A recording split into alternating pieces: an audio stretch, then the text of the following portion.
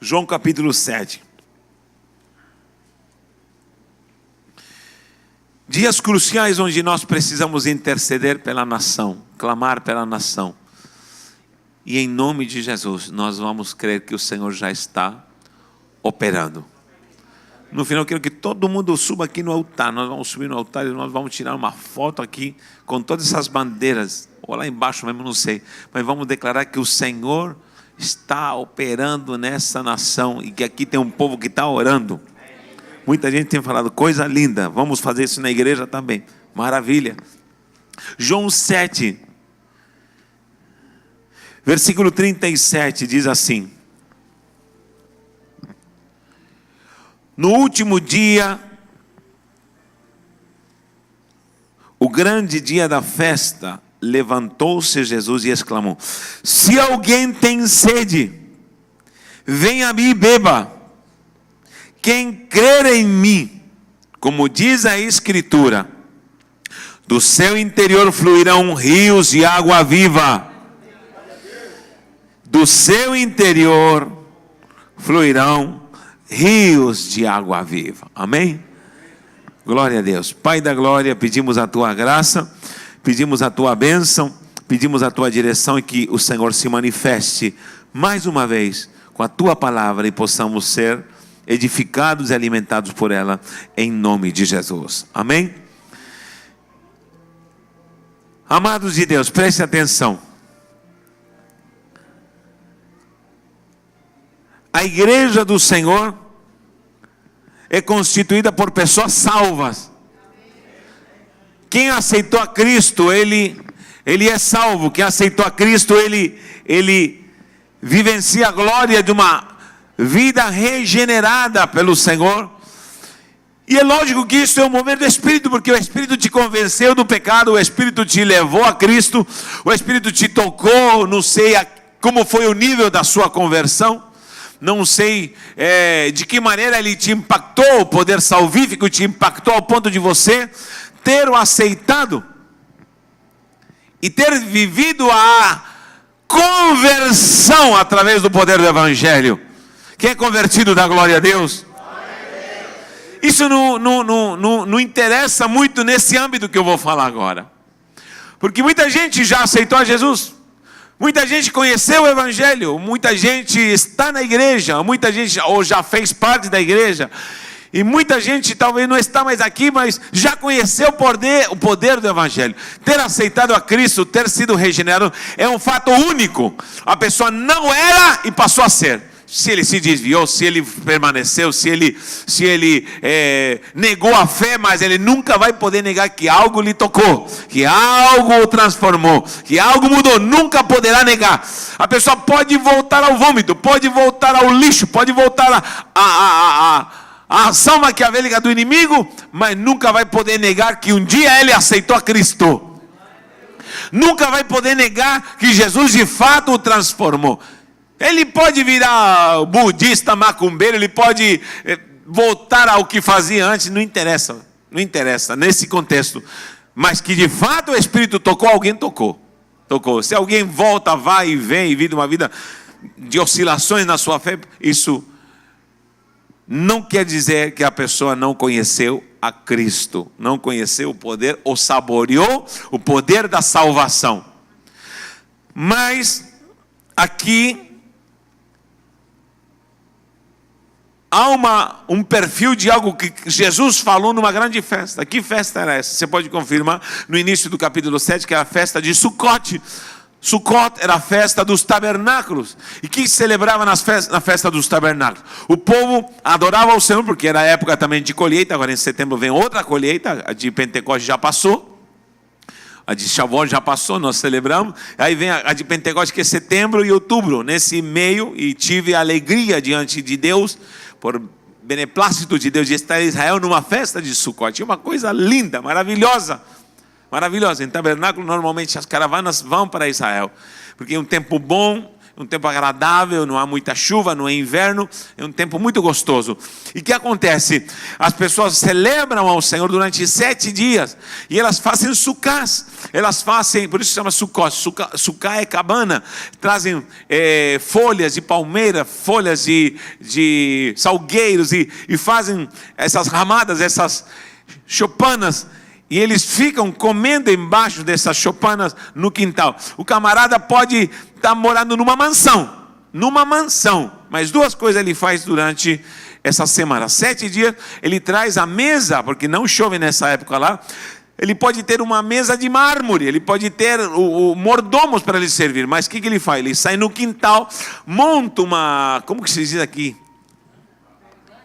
Chopana, como que se diz? Uma cabana, pronto, uma cabana. Ele monta no quintal dele uma cabana de folhas de palmeiras, adorna a cabana, coloca uma mesa simples, e durante toda a semana, 7 dias, ele está ali almoçando e comendo na simplicidade com a sua família. Para quê? Diz, para que não te esqueças que fosse errante no Egito, no deserto, saíste do Egito, eu te prosperei, eu te trouxe para esta terra e eu te abençoei. Olha que coisa linda, esse pensamento, essa linha de pensamento do Senhor, de que é prioritário essa moral, essa ética de alguém que foi prosperado e a pessoa reconhecer que foi Deus que lhe deu. Não te esqueça de onde eu te tirei. Eu tenho uma bermuda que aguardo, uma roupa que aguardo, está toda suja de massa, e eu aguardei por quê? O sapato da Maria acabou mandando embora, as botas. Do meu tempo de pedreiro, trabalhei 15 anos de pedreiro. E essa bermuda está toda suja de massa, de argamassa, de tinta, de massa corrida. Eu lembro que eu limpava a mão na bermuda, sempre. E entre tantas bermudas que eu tinha para trabalhar, essa aí ficou e aguardei. E sempre quando eu levanto essa bermuda na gaveta, me lembro do meu tempo de pedreiro. Nada contra a profissão, mas eu sofri bastante nessa época. Muitas limitações. E graças a Deus, tenho uma boa lembrança da onde o que o Senhor me fez passar. 15 anos trabalhar de pedreiro não é fácil. Mas preste atenção.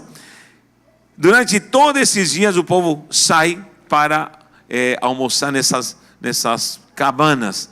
Quem mora em apartamento e não tem quintal, não tem uma sacadinha do apartamento, eles montam na sacadinha e almoçam. Outra coisa, eles dormem lá. Ele pode ter uma cama, um colchão d'água, aquelas camas que, sei lá, tanta estrutura de cama que tem hoje em dia, aqueles colchão elétrico que pula, que vibra, que não sei, tanta coisa que eu já tentaram me apresentar para ter uma noite de bênção, mas você pode ter o que for, a pessoa pode ter aqueles colchões, cama box. Nessa semana ele larga o quarto e ele vai dormir embaixo dessa ramada, ele começa a olhar para as estrelas e lembrar-se que o Senhor o libertou do Egito e ele passou transeunte no deserto e agora está próspero porque o Senhor o abençoou. Essa é uma virtude que a palavra do Senhor salienta. Alguém se lembrar de onde o Senhor o tirou, e se você tem um pingo de alguma coisa, é porque Deus te deu. Quem dá glória a Deus por isso?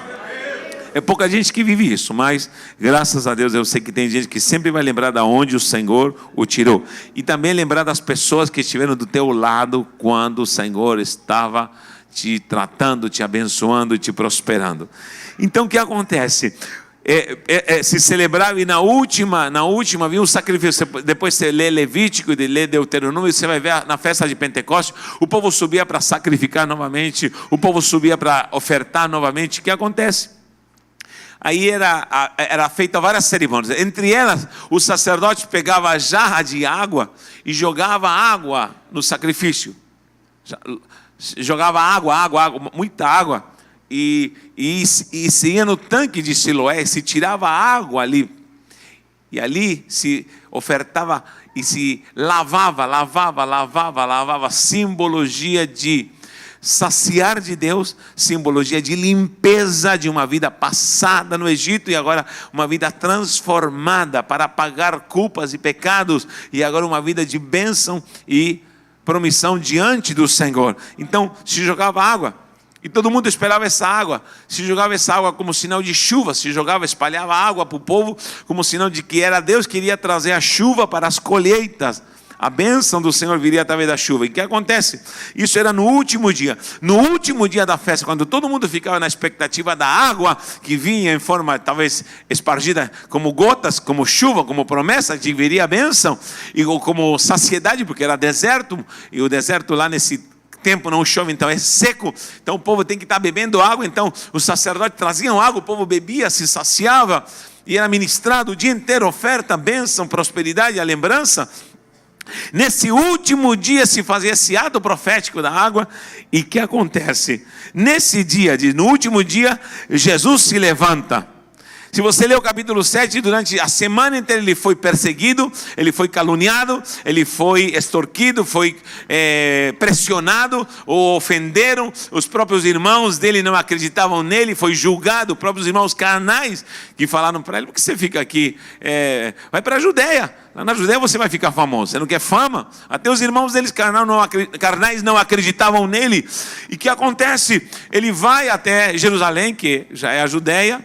E o que acontece? Ali começa a ser perseguido, começam a acusá-lo, começam a amotinar-se contra ele para o matar. E diz que o procuravam: onde será que ele está? Onde será que ele está? Uns falavam: não, de fato ele é o Cristo, não, de fato ele é um homem enviado, é um profeta. Aqui nada, tem demônio. Alguns falavam: tem demônio, está louco, está falando coisa que não tem sentido. Quem não compreende a dimensão do Espírito sempre vai chamar alguém que tem revelação de louco, de doido, e vai embora, e vai abandoná-lo. Muitos o abandonaram nessa festa durante os 7 dias, mas no último dia que ele estava caladinho, não falava nada, ele se levanta perante toda aquela manifestação da água, da promessa, ele diz: ei! E diz que ele exclamou, não falou ei não, ele exclamar, e exclamar no grego literalmente significa gritar com grande voz. É gritar, ele gritou, ele se levanta. Talvez andavam procurando. Aqui no versículo 11: ora, os judeus o procuravam na festa e perguntavam: onde estará ele? Onde estará ele? Onde estará ele? Vamos pegá-lo, vamos prendê-lo, vamos massacrá-lo, vamos triturá-lo, vamos apedrejá-lo, vamos crucificá-lo, vamos colocar ele na cadeia para que ele não fale, para que ele não pregue. Onde estará ele? E você pode ler: o procuravam. Quando no último dia crucial, que os sacerdotes estão se manifestando ali com todo esse mover da água, ele exclamou: se alguém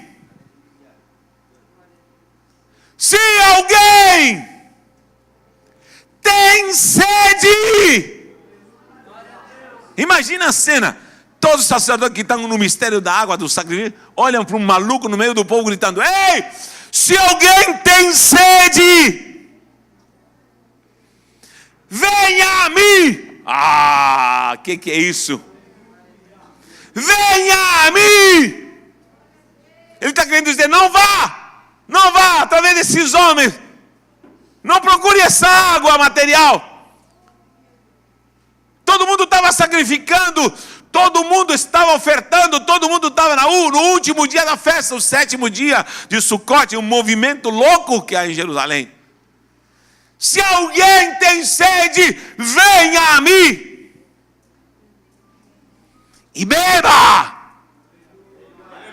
E beba.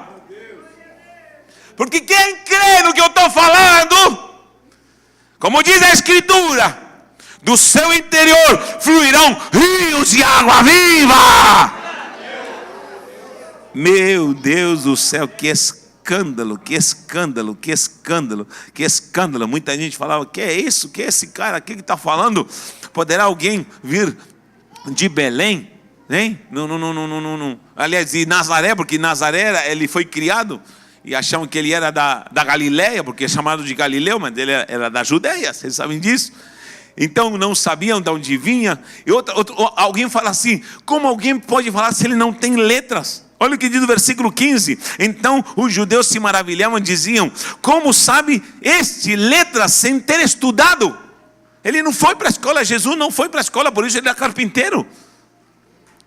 Porque era assim, quando existia o doutor da lei, por exemplo, alguém que criava o seu filho, tinha seu filho, e o apresentava aqui diante do sinédrio, diante da escola, diante dos doutores da lei, ele tinha que declamar no bar mitzvah com 12 anos. Se ele declamava um versículo e ele pregava, ele falava: esse menino tem o dom, tem um dom de letras, ele vai ficar estudando com a gente. Ele passava a ser discípulo dos sacerdotes, discípulo dos escribas, discípulo dos fariseus, a escola rabínica, dos rabis, dos mestres. E se ele não era gaguejava, não sabia explanar, ele não entendeu. Vá trabalhar com o pai. Se o pai era pescador, vá aprender pescaria com o pai. Se o pai é carpinteiro, vá aprender carpintaria com o teu pai. Ou seja, se Jesus era filho do carpinteiro, é porque ele não ficou na escola rabínica. Quem entende isso? A Brit Hadashah, que a nova aliança nos mostra passo a passo como Jesus cresceu. Lucas apresenta isso, e apresenta Jesus no templo. Com 12 anos Jesus não foi para a escola rabínica. Sabe para onde ele foi? No templo. E disse que explanava as escrituras. E os barbudos falaram: quem é esse menino aqui? De onde veio esse menino com tanto estudo? Decifrou versículos aqui que nós há anos não entendíamos. E ele prega e os corações se ardiam. De quem é esse menino aqui? Os pais voltaram se afastaram de Jerusalém. 3 dias perderam o menino estava no templo ensinando os doutores. Quando acharam, ele estava pregando a palavra. A Bar Mitzvah, filho do mandamento. 12 anos, ele estava ensinando os doutores. Ele não foi para a escola, sabe por quê? Porque ele não precisava aprender a palavra, porque ele era a palavra. Ele era a palavra encarnada. O verbo se fez carne e habitou entre nós, diz João. Então a infância dele, a escola não o aprovou, porque ele também não se apresentou no templo e se maravilharam, mas não o reconheceram. Ele cresceu e foi carpinteiro. Muita gente confunde marceneiro com carpinteiro, não confunda. Já pintaram Jesus carpinteiro fazendo móveis. Isso não existe, gente, por favor. Jesus nunca foi marceneiro. Jesus nunca fez mesa, como já pintaram em filmes. Jesus nunca fez móveis. O carpinteiro, sabe o que era? Era o que fazia os telhados. O carpinteiro não era o que fazia móveis. O carpinteiro é o que fazia o telhado. Porque em Jerusalém se constrói de pedra. A única coisa que a carpintaria faz é o telhado. A única coisa que se faz de madeira em Jerusalém é o telhado. Jesus é cobertura, meu irmão. Então, vou falar de novo. O pedreiro fazia tudo de pedra. Quando chegava a hora do telhado, era para chamar um carpinteiro. Mas não pense que era madeirinha, serrano, não.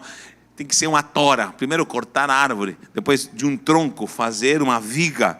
E tinha que ser... Jesus era musculoso, meu irmão. Depois, quando ele jejua 40 dias e 40 noites, fica que nem o Edgar. Mas Jesus, quando estava com o pai, ele era musculoso. Era os bíceps, os tríceps. O cara era forte. Depois ficou magrinho assim, né? Lógico que Jesus era mais bonito. Mas olha... Mas era magrinho desse jeito. Era atlético. Depois, quando jejuou 40 dias, murchou. Aí ficou, logicamente... com aquela aparência maravilhosa, magro, e com certeza a vida de jejuns dele o fazia com que ele tivesse essa aparência que nós o vemos, como é pintado por aí muitas das vezes. Mas olha só, ele era forte, e eu chamava, mas não é esse o filho do carpinteiro? Para falar, o filho do carpinteiro é porque ele foi criado com José, e José lhe ensinou a profissão de carpinteiro. Imaginem Jesus com 18 anos, ninguém sabia que ele era o Messias, ele não tinha se manifestado, mas onde ele estava? Na carpintaria, estava em cima do telhado, colocando vigas, colocando telhas, montando a estrutura. A carpintaria era exclusivamente o trabalho com vigas pesadas, não era nada de móvel ou talhar, isso não existe, era marceneiro. Esse marceneiro é outra coisa. O carpinteiro trabalhava de sol a sol, com muita paciência, com muita estrutura para dar uma cobertura para uma casa. Cristo é a cobertura do teu lar. Cristo é o telhado que te livra das tempestades, da chuva, das tormentas, dos raios. Jesus é o carpinteiro que tem prazer em te dar glória e unção na cobertura. E o Senhor é aquele que te diz: eu guardo a tua casa. Quem recebe isso? Então o que acontece? Perguntaram: quem é esse cara? Quem é esse cara? Então os judeus, no versículo 15, se maravilharam dizendo: esse cara não tem letra, não foi para a escola, que faculdade? Quem é o mestre dele? É o Gamaliel? Vive depois, mais tempo para frente. Quem é esse cara? Onde ele foi criado? Onde estudou? Andava em segredo. Se escondia. Os discípulos falavam: ei, paga uma escola de marketing, pega uma empresa boa e um outdoor. Quer ficar famoso? Sai daqui, meu irmão. Desse jeito você não vai ficar famoso. Jesus falou: calma, você não entende. Porque debochavam dele porque não acreditavam. Mas aqui na última festa ele me lança um grito. Que foi um grito espiritual que vai de encontro à necessidade da alma dos homens. Ei, se eu grito aqui na avenida: tenho gasolina! O que vai acontecer? Se eu digo para você: quem tem carro aí? Quem tem carro? Ó, tenho gasolina. O que vocês vão fazer? Estou vendendo a R$1 o litro.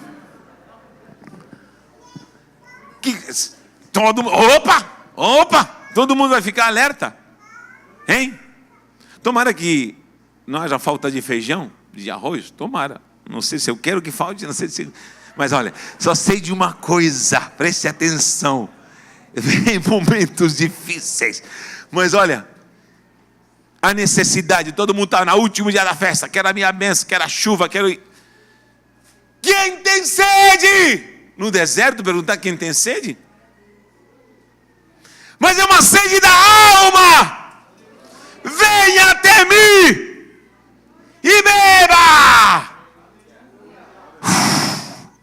Todo mundo olha para ele.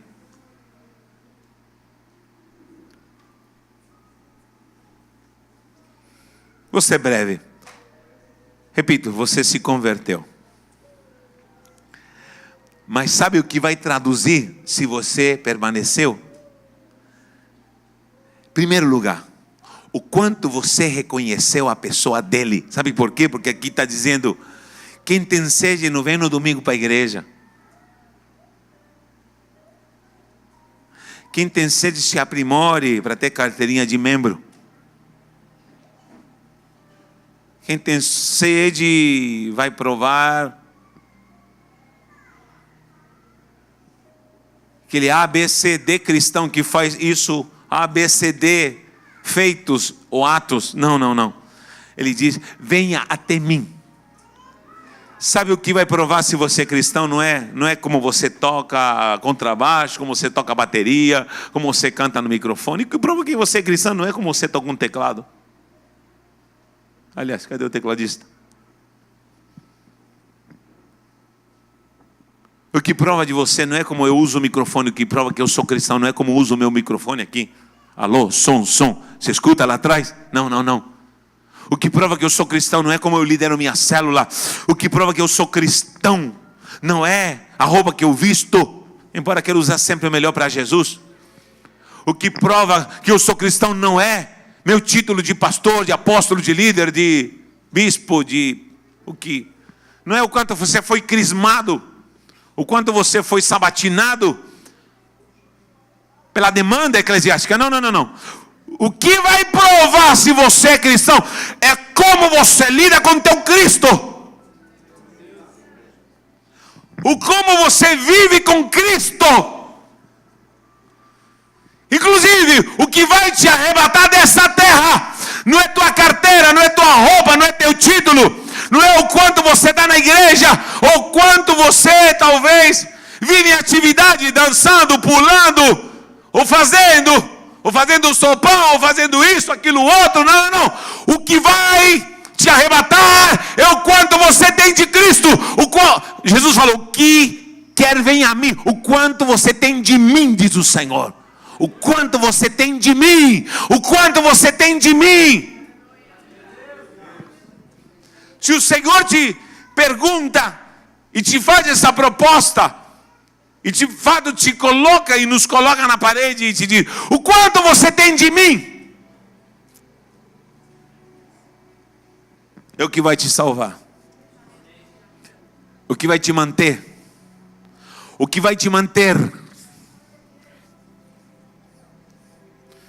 O que você está fazendo aqui? Você devia ter poupado gasolina e ficado em casa, hein? Porque amanhã já começa a faltar tudo. Mas você veio. O que te fez vir orar nesses 21 dias? São 21 dias. E alguém me disse, e as células vão parar? Não, pausa, calma.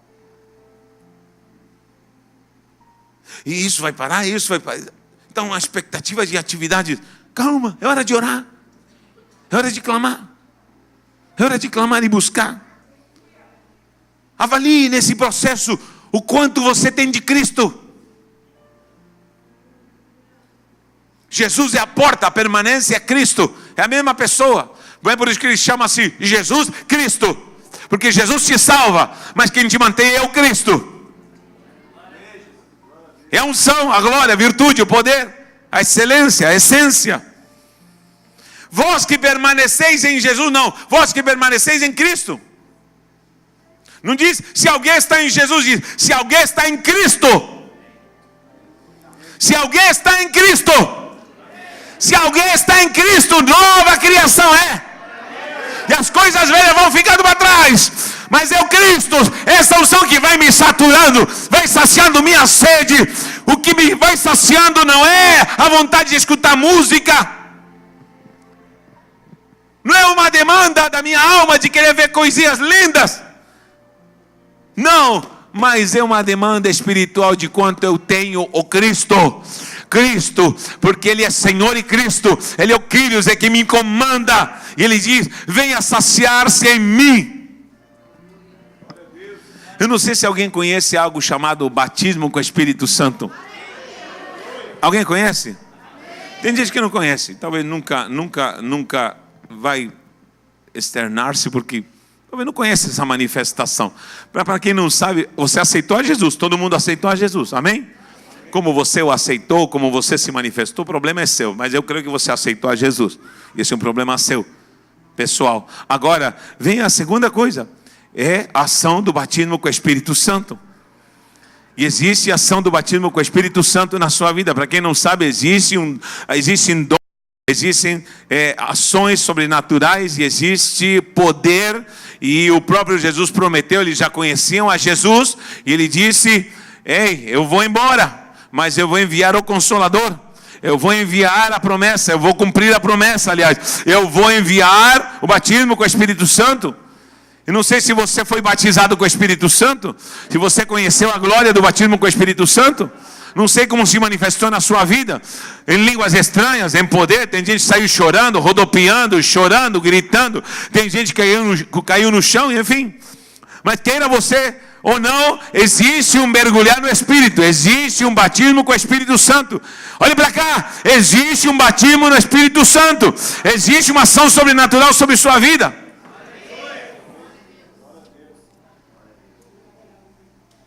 Ele de fato te batizou. Sabe para que serve, entre tantas coisas, para que serve o Espírito Santo? É para te manter em Cristo.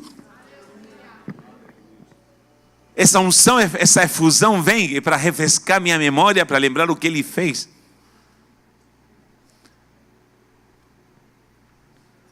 Inácio, que está na minha frente. Se Deus te livre e guarde, vou te colocar como exemplo. Se teu filho precisasse de um rim, um não está funcionando e outro não está funcionando, enfim, um já foi, outro que está aparecendo, ele está com os dias contados. E de repente, alguém aparece de boa vontade e doa um rim para o teu filho. E de fato, o médico comprova que esse menino vai morrer com 90, com 100 anos, porque ficou tão perfeito, ficou melhor de como ele estava, enfim, ele foi salvo. E ele doar esse rim para ele, está sentindo o drama? Isso nunca vai precisar, nem vai acontecer. Mas essa pessoa não cobrar nada, não. Eu dou, pode me arrancar o rim, eu dou. O teu não era compatível, da família, ninguém. Mas apareceu alguém. E essa pessoa está ali. Toda vez que você lembrar esse menino, quando ele vier no altar se casar, você vai lembrar que teve alguém. Ele vai ser pai, ele vai te dar netos, ele vai se tornar um homem bonito, alto, mais bonito que o Miguel. Brincadeira, você é lindo, Miguel. Hein? Você vai estar curvando como está meu paizinho. E você vai sentir um abraço desse menino que você o aconchegou. Agora me diga uma coisa.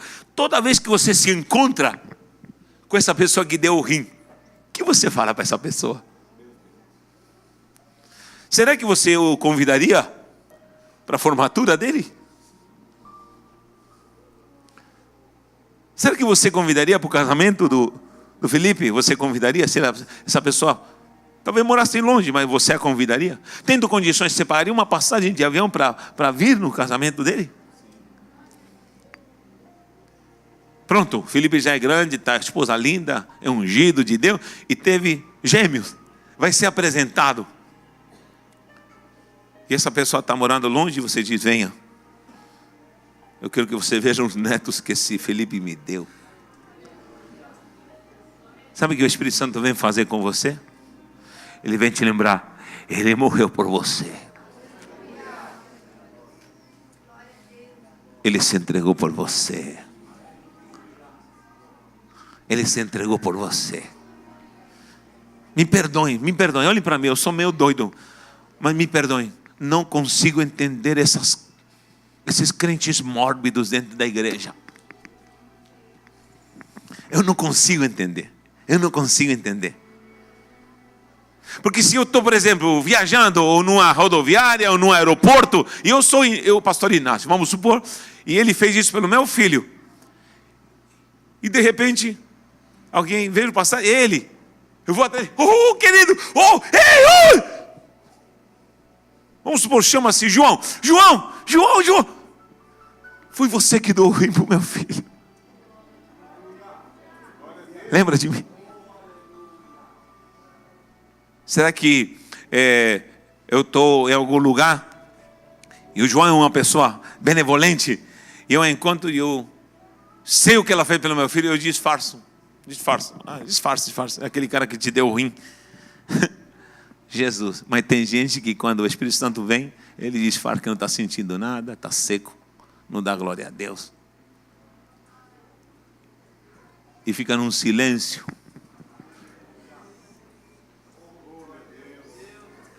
Esse é o problema da igreja brasileira. Ela não sabe saborear o que Jesus fez por ela. Ei! Aqui diz, ele diz: venha a mim e beba, porque se referia ao Espírito que lhe daria.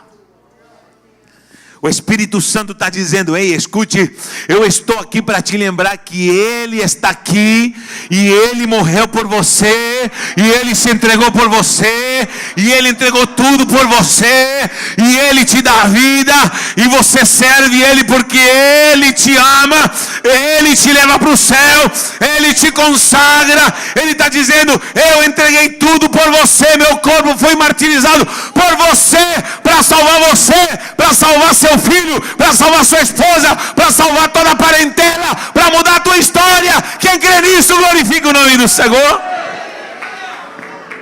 Aleluia. Quem pode dar glória a Deus?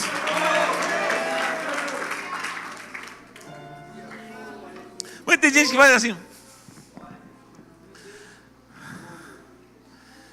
Quando o Espírito vem, eu vibro.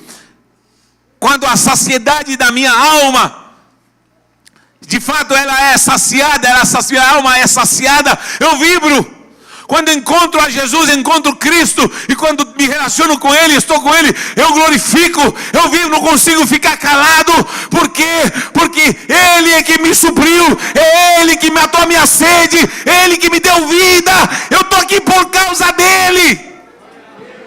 Porque eu sirvo? Porque Ele morreu por mim, porque Ele sofreu por mim, porque eu estou com Ele, porque não posso largá-lo, eu sou dependente dEle, porque coopero, porque ajudo, porque oferto, porque eu entrego o dízimo. Ainda é pouco que eu faço, eu poderia fazer mais. Eu me lembro quando eu estava rebocando essas paredes, sozinho, eu me lembro que tinha um andaime nessa parede, se não me engano, tinha um andaime aqui, e não havia ninguém para fazer massa para mim, tinha um andaime, e eu fazia massa aqui, eu mesmo jogava a massa para cima da caçamba, subia o andaime, rebocava, e eu já acostumado a trabalhar como pedreiro, eu gritava: massa! E lembrava que não tinha ajudante, eu ia gritar: massa mole, não tinha ajudante, eu descia, fazia massa e subia. Quantas paredes eu reboquei sozinho? E eu falava: é injusto, Senhor, meu Deus, por que eu estou assim tão sozinho? Eu falava: glorifica o meu nome. Quantas vezes chorando ali, chorando. Eu me lembro que eu estava rebocando essa fachada, porque fui, pela misericórdia e a graça de Deus, fiz essa fachada, parafusei aquelas molduras, tudo, reboquei. Quando podia, o Abidão me ajudava, que estava trabalhando na telefônica. E às vezes um ajudante aparecia. E estava rebocando aí, me lembro que parou um carrão aí em frente, e eu passando uma luta, mas rebocando essa fachada. Parou o presidente do conselho de pastores, me buzinou, pipi. Eu olhei que fiquei lá e continuei passando aquela desempenadeira. E buzinou de novo, pipi. Eu falei, não vou olhar. Ele vai ter que descer do carro. Revoltado, magoado, carnal. E ele falou, ô Natanael, fala. Faz tempo que não te vejo num café do conselho de pastores. Falei, para quê? Ainda falei, fui mal criado. Para comer presunto e mortadela e mussarela? Falei, muito obrigado, como em casa. Não tinha em casa, mas eu falei, como em casa. Que é isso, Natanael? Estamos sentindo essa... Que é a falta. Nem... Você aparece aqui para me cobrar que e não é capaz de nem sequer de me dar uma mão, nem sabe o que eu estou passando. Que lutas eu estou passando, dá licença. É para comer presunto. Não, vai lá, Natanael. Vai lá, aparece lá. Eu falei, não vou aparecer não. Eu me lembro que foi a última vez que eu tentei me vincular a organizações que não levavam a nada. E revoltado. Ele se despediu e foi embora. Eu falei, que preciso de ninguém não. E o Espírito Santo me falou, calma, rapaz. E se eu te colocar um dia para liderar pastores? Eu falei, que pastor? Eu vou liderar a cambada, a raça dos infernos. Deus que me livre. Eu vou liderar pastores. Eu não lidero a mim mesmo. E era o Natanael revoltado. Eu não tinha passado por um tal de encontro com Deus, pastor Jorge. Raça de desviado. Fala, eu quero salvar minha família. Minha família está salva, glória a Deus. A Nathalie nem nascia ainda. Sozinho. E o Espírito me falava, calma. Aí vinha a pergunta, por que você está rebocando? É só por causa de ti, Jesus. É só por causa de ti. Aí o Espírito Santo falava, eu sei que você está fazendo por minha causa. Porque eu tenho te alimentado para lembrar do que Ele fez.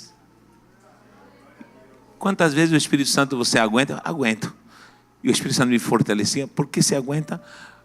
E o Espírito Santo é verdade. Você aguenta porque você sabe o que Ele fez por você.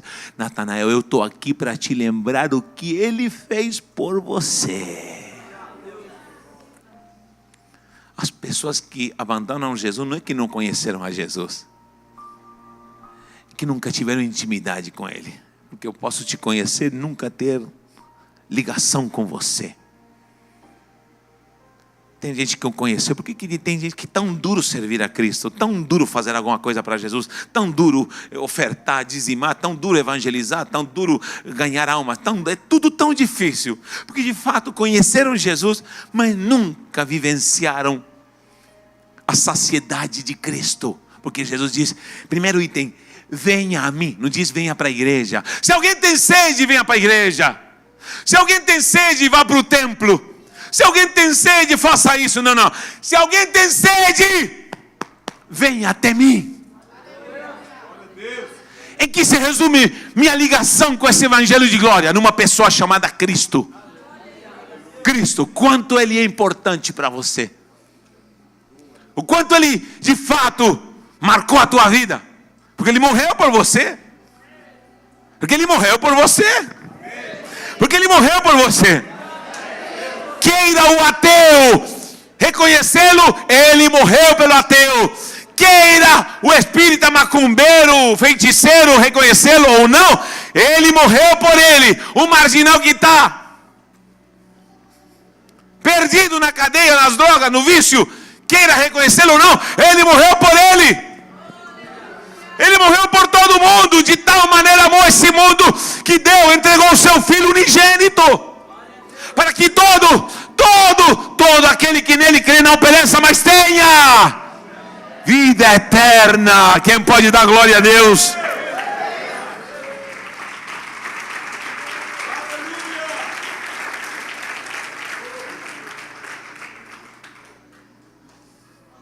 O teu problema não é comigo.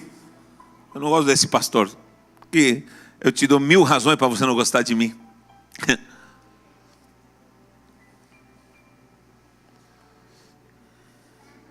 Uma pessoa que se afastou da igreja há muito tempo daqui. Eu lembro quando ela passou no encontro com Deus.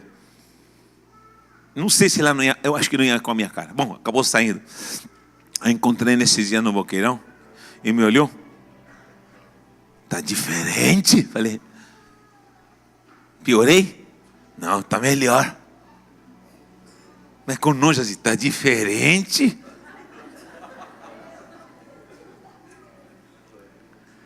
E eu falei para ela, não me importa. Quem é você? O que te traz para a igreja?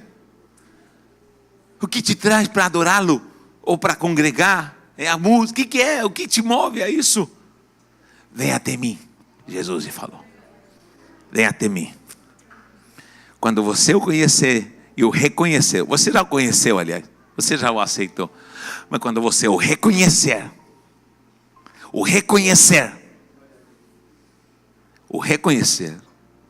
tudo vai ficar mais fácil. Vai ser mais fácil cantar, vai ser mais fácil tocar, vai ser mais fácil congregar, vai ser mais fácil contribuir, vai ser mais fácil evangelizar. Até servi-lo vai ser mais fácil, porque eu me saciei nele. Venha até mim e beba.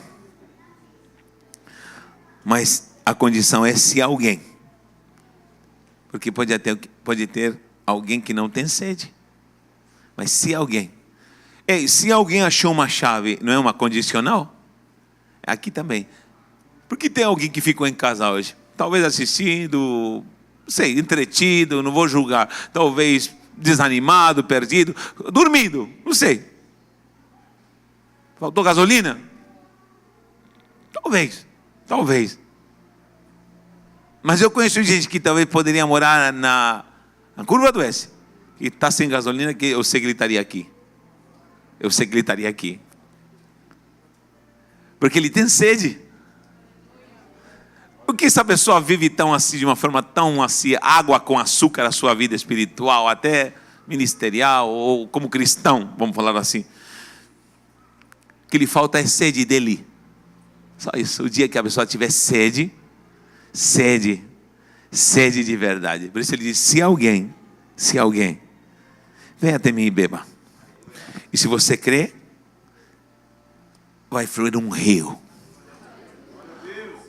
de água viva. Rio de água viva que vai saltar para a vida eterna. Esse rio de água viva vai começar a fluir dentro de você. Estávamos orando, eu e o Marco Aurélio, de madrugada, eram umas 3 horas da manhã. Lá no mato, lá naquele sítio lá de Itanhaém. Peruíbe, aliás. Gente, ali não passa ninguém. Agora estão dizendo que tem uma onça lá, né? Edgar e Leandro nem pensem em ir para lá. Tem uma onça, diz que já viram a onça descendo, não sei de onde apareceu, tem uma onça. Bom, agora é que eu vou mesmo, porque quero evangelizar aquela onça. Bom, e eu estava nessa expectativa assim, 3 horas da manhã, aquele céu aberto, diante de Deus, me afastei um pouco do Marco Aurélio, da distância que nós estamos agora, mas para a entrada aqui, onde passa um caminho, escuro, eu com uma lanterna, sempre com uma lanterna aqui. De repente, no meio do mato, eu escuto assim, vão, na caminhada. Eu falei, sabe aquele arrepio que sobe assim das pernas? Falei, o sangue de Jesus tem poder. E no meio da escuridão, um homem de quase 2 metros de altura. Eu pensei que eu já estava com o jejum, estava ficando louco. Um cara de 2 metros de altura, gente. Com um fardo desse tamanho nas costas. Com botas. Era escuro, mas ouvi passar porque eu joguei a lanterna. Corri atrás, no meio da escuridão, a gente se acostuma no escuro e vê vultos. Mas vi esse vulto passando, tinha estrela, mas era escuro. E passou com aquele fardo, um homem gigante assim, com botas assim, com aquele fardo. Vão. Falei, sangue, que é um gnomo, não é? Falei, um gigante, um demônio. Falei, avancei um pouco, meu irmão, joguei a lanterna e não estava mais. Não estava mais, falei, um barulho, falei, e vou atrás dele, Deus que me livre.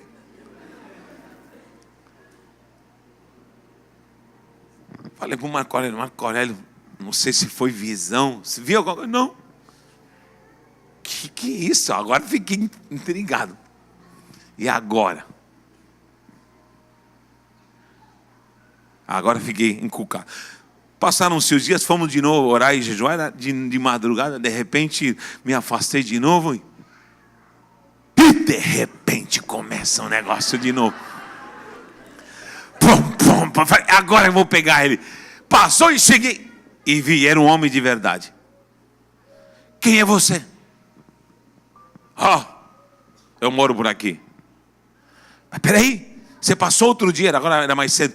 Você passou, era quase 4 horas da manhã, com um fardo de negócio aí. De onde você vem? E andando nessa velocidade no meio da escuridão, sem lanterna, sem nada? Estou acostumado. E qual que você faz? Eu faço muitas coisas aqui, mas nesse horário, o único horário que eu tenho de ir limpar a bica, de onde nasce a água que toda essa região bebe.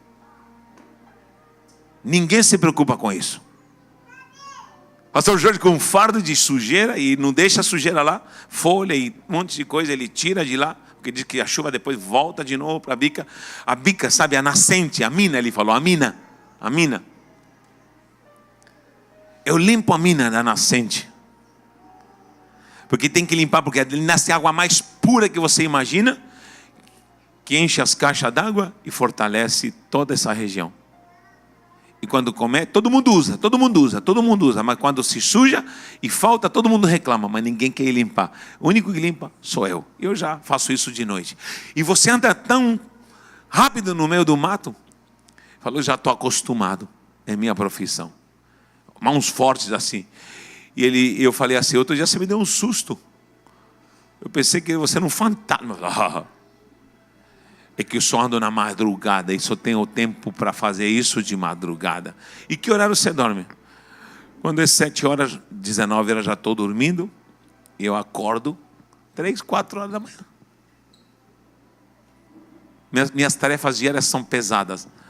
Eu vou dormir muito cedo e acordo 3, 4 horas já estou de pé trabalhando. E foi embora. Eu entendi que não era fantasma, mas era alguém zelando pela fonte. Quem entendeu o mistério, meu Deus? Alguém precisa orar de madrugada, alguém precisa pagar o preço. Todo mundo depende de água fresca. Mas Deus tem alguns que vão na fonte e zelam para que tenha água limpa. Jesus está falando, eu vou fazer uma mina dentro de você. Uma bica de água que vai saltar para a vida eterna. Só que quando essa água jorrar, vai cair nas pessoas do lado e vai levá-los para a vida eterna. Por onde você passar, na tua casa, essa água vai minar. E você não vai precisar nem falar para a tua filha se converter, porque ela já vai nascer convertida, parece. Já vai nascer para o céu. Por quê?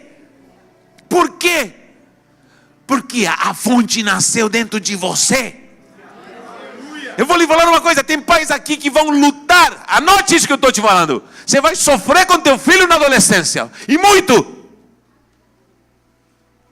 Estou profetizando maldição? Entenda isso. E escute. A não ser que você entenda esse versículo. Quem tem sede? Vem a mim, que eu vou fazer uma fonte em você. Na tua casa vai ter uma fonte que vai saltar para a vida eterna. Reinaldo, vai pular para os teus vizinhos, vai pular para os teus parentes, vai saltar. É uma fonte de vida eterna. E vai nascer, vai vir lá na glória, mas vai nascer dentro de você. E de você vai fluir água viva. Água viva. Água viva que sacia a sede. E por onde você andar, por onde você passar, aonde você estiver, essa fonte vai jorrar. Quem crê nisso fica de pé.